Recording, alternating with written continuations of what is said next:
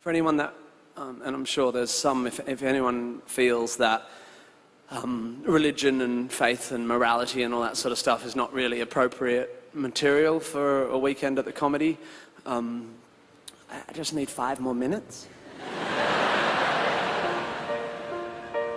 Life is like an ocean voyage, and our bodies are the ships. And without a moral compass, we would all be cast adrift. So to keep us on our bearings, the Lord gave us a gift. And like most gifts you get, it was a book.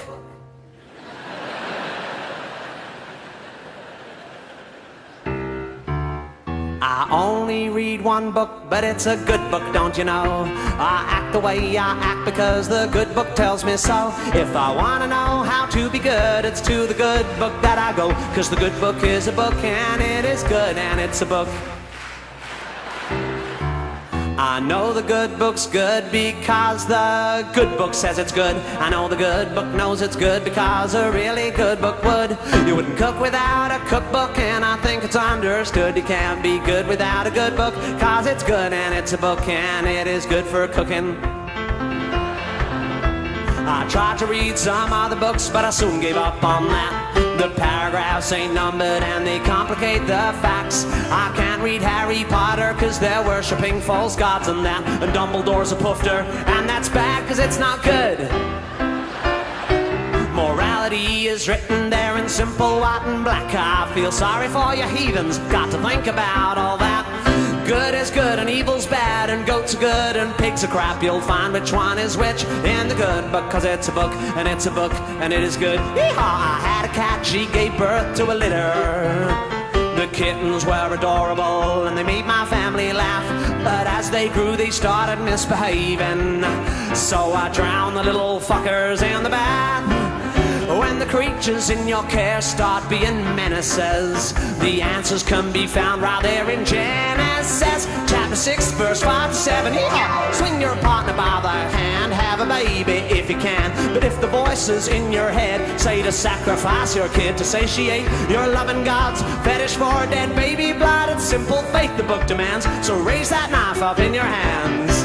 Before the good book made us good, there was no good way to know if the thing was good or not that good, a kind of touch and go. So God decided he'd give writing allegoric prose a go, and so he wrote a book, and it was generally well received. The Telegraph said this God is reminiscent of the Norse. The Times said kind of turgid, but I like the bit with horses. The Mail said lots of massacres, a violent tour de force. If you only read one book this year, then this one is a book, and it is good, and it's a book. Yeehaw! Swing your daughter by the hand, but if she gets raped by a man and refuses then to marry him, stone her to death.